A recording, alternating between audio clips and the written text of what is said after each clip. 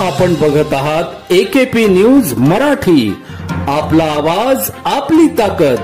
Subscribe करा, share करा, like करा। AKP news Marathi.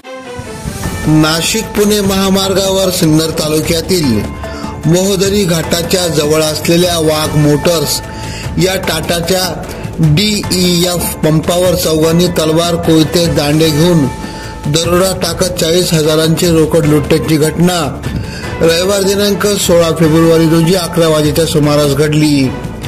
मोहदरी घाटाच्या पहिल्या वळणावर असलेल्या वन विभागाच्या वनोद्यानाच्या समोरील बाजूस रस्त्याच्या कडेला प्रशांत वाघ यांच्या टाटा मोटर्सचा DEF चा पंप 1 वर्षापासून सुरू आहे। पंपाच्या पाठीमागील बाजूस राणे खानचे जंगल असून त्याच भागातून अंधाराचा फायदा घेत चौघा दरोडेखोरांनी पंपाच्या कार्यालयात प्रवेश केला। चौघांनी कार्यालयात प्रवेश करताच त्यांनी कार्यालयाच्या आतून दार बंद करून घेतले। त्यानंतर कार्यालयात काम करणाऱ्या अक्षय पालवे याच्याकडे त्यांनी आपला मोर्चा वळविला।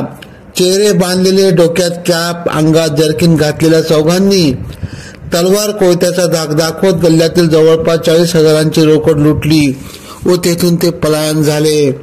घटनेनंतर पालवे यांनी सिन्नर पोलिसांना घटनेची माहिती दिल्यानंतर पोलिसांनी त्वरित घटनास्थळी येऊन पाहणी केली। सदरची घटना पंपावरील CCTV कॅमेऱ्यात कैद झाली असून पोलिसांनी हे फुटेज ताब्यात घेतले आहे।